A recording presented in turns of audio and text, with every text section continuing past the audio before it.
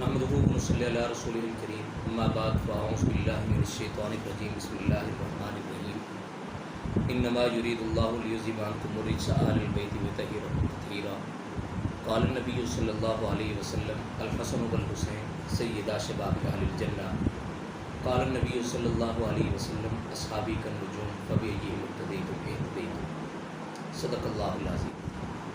صحابہ کے متعلق نبی کریم صلی اللہ علیہ وسلم نے فرمایا کہ میرے صحابہ آسمان ہدایت کے ستارے ہیں، اور اہل بیت کے متعلق اللہ کے پیغمبر کے ارشاد ہے، فرمایا کہ میرے اہل بیت کشتی نوح کی مانند ہیں۔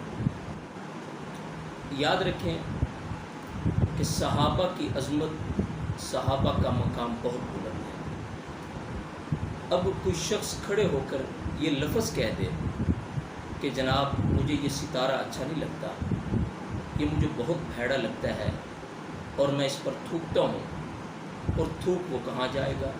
اس کے اپنے منہ پہ آئے گا تھوک، اور وہ جو تھوک پھینکے گا آسمان کی طرف، ستارے کی طرف نہیں بلکہ اس کے منہ کی طرف لوٹ کے آئے گا۔ یاد رہیں کہ صحابہ ایک گنبد کی مانند ہے کہ جب انسان کسی گنبد میں اگر کھڑا ہو اور گنبد میں صدا لگائے لفظ اللہ کی بھی، تو وہ اتنی گونجے گی کہ 10 بار اس کے کانوں سے ٹکرائے گی۔ تو قرآن کا بھی یہی فیصلہ ہے کہ جس شخص نے صحابہ کے متعلق جو کہا تو قرآن نے بھی اس کے متعلق یہی کہا۔ مثلا کسی نے صحابہ کو متقی کہا تو قرآن نے اسے بھی متقی کہا، صحابہ کو رشد و ہدایت والا کہا، قرآن نے اسے بھی رشد و ہدایت والا کہا، صحابہ کو ایمان والا کہا، قرآن نے بھی اسے ایمان والا کہا۔ اور ایسے ہی مکہ اور مدینہ کے منافقین نے صحابہ کے متعلق یہ الفاظ استعمال کیے تھے کہ جناب ہم ایسے ہی ایمان لے کے آئے کما آمن السفہاء، جیسے یہ پاگل اور بے وقوف معاذ اللہ ایمان لے کے آئے ہیں۔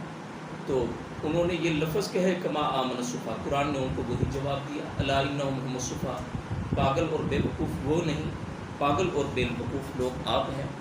ایسے ہی مکہ کے منافقوں نے صحابہ کو فسادی کہا، قرآن نے ان کو الا انہم هم المفسدون کہا، انہوں نے صحابہ کو فسادی کہا، قرآن نے کہا الا انہم هم المفسدون، فسادی وہ نہیں، فسادی آپ ہیں۔ جو فیصلہ آپ کا صحابہ کے متعلق ہوگا وہی فیصلہ قرآن کا آپ کے متعلق ہے۔ اور ایسے اگر کسی نے صحابہ کو منافق کہا معاذ اللہ تو قرآن نے اسے منافق کہا۔ یہ میرے اور آپ کے فیصلے نہیں ہیں، نہ میرے اور آپ کے فتوے ہیں، یہ قرآن کا فتویٰ ہے۔ کسی نے صحابہ کو اگر کافر کہا تو قرآن نے ان کو کافر کہا ہے۔ ہمارے ایک بہت بڑے بزرگ گزرے ہیں امام اہل سنت حضرت مولانا عبدالستار توسوی رحمہ اللہ، وہ اپنی تقریروں میں کہا کرتے تھے لوگوں اس وقت بے دینی کا سیلاب آ چکا ہے، گمراہی کا سیلاب پھیل چکا ہے۔ جب سیلاب آتا ہے تو حکومتیں اعلان کرتی ہیں، کہتی ہیں کہ اپنے گھروں کو محفوظ کرو، اپنے مال کو محفوظ کرو، اپنے جناب بچوں کو محفوظ کرو، خود محفوظ جگہ پہ منتقل ہو جاؤ۔ وہ فرماتے تھے کہ لوگوں میں تم سے کہتا ہوں کہ اس وقت گمراہی اور بے دینی کے سیلاب میں جو سب سے بڑی ضرورت ہے وہ یہ ہے کہ آپ اپنے ایمان کو محفوظ کرو۔ اور یاد رکھیں جو سیلاب آتا ہے، سیلاب پانی کا آتا ہے، کبھی ہوا کا سیلاب نہیں آتا۔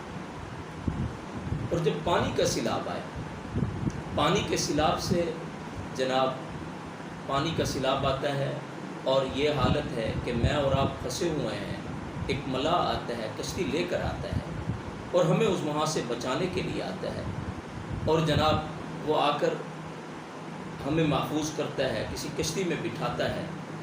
اب حالت یہ ہے کہ جناب وہ ملاح جو ہے ہمیں وہاں سے لینے کے بعد اس کو راستے کا علم نہیں تو ہم غرق ہو جائیں گے۔ پہلے دور میں اگر سورج کی روشنی نہ ہو، پہلے دور میں ملاح جو ہوا کرتے تھے، یہ روشنیوں کا دور تو اب آیا ہے کہ جناب یہ بلب اور سیور اور یہ لائٹیں اور بڑی بڑی سرچ لائٹیں آ چکی ہیں، اس وقت یہ نہیں ہوا کرتا تھا۔ ان لوگوں کا طریقہ کار یہ ہوا کرتا تھا کہ جناب وہ ستاروں کی روشنی سے مدد حاصل کیا کرتے تھے، اور وہ ستاروں کی روشنی کے ذریعے ہی اب کشتیوں پہ سوار ہوتے تھے اور جا کر مچھلیوں کا شکار کیا کرتے تھے، یہ ان کا طریقہ ہوتا تھا۔ اب وہ فرماتے تھے کہ بے دینی کا سیلاب امڑ آیا ہے، اس میں اپنے ایمان کو بچاؤ۔ اب بے دینی کے سیلاب میں کہ حضور نے فرمایا کہ میرے اہل بیت جو ہیں کشتی کہ نوح کے مانند ہیں۔ اب ان حالات میں جو ہمارا حق ہے، جو ہماری ضرورت ہے، جو ہمیں اس بارے میں کہ ہم اہل بیت کی اگر کشتی میں سوار ہوں گے تب جا کر جناب ہم صحابہ کی ستاروں سے روشنی حاصل کر کے اپنی منزل مقصود تک پہنچ سکتے ہیں۔ اگر ہم اہل بیت کی کشتی میں سوار ہو کر وہ روشنی نہیں حاصل کرتے تو تب بھی ہم غرق ہو سکتے ہیں، برباد ہو سکتے ہیں۔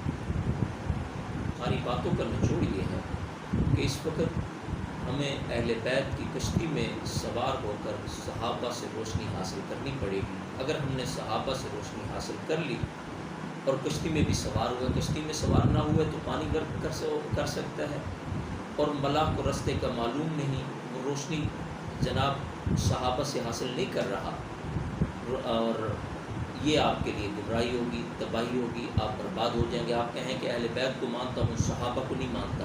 دعا ہے کہ اللہ کریم جتنے بھی شہدائے کربلا ہیں ان کی قبور پر آسمان کے فرشتوں سے زیادہ رحمت و نزول فرمائے۔